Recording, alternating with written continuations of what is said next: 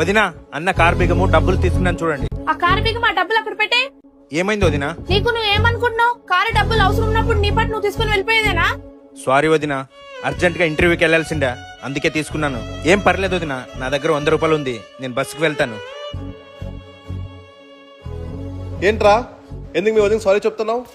ఏం లేదన్నయ్య, ఇంటర్వ్యూ ఉండే కదా, అందుకే వదిన దగ్గర డౌట్స్ అడుగుతున్నా. సరే, నాకు టైం అవుతుంది, నేను వెళ్ళొస్తాను.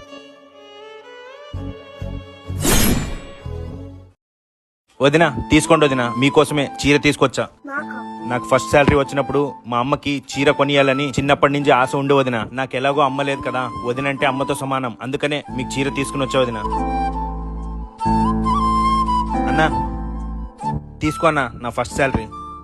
ఇంత అవసరం లేదురా, నీ ఖర్చులు కొంచుకో.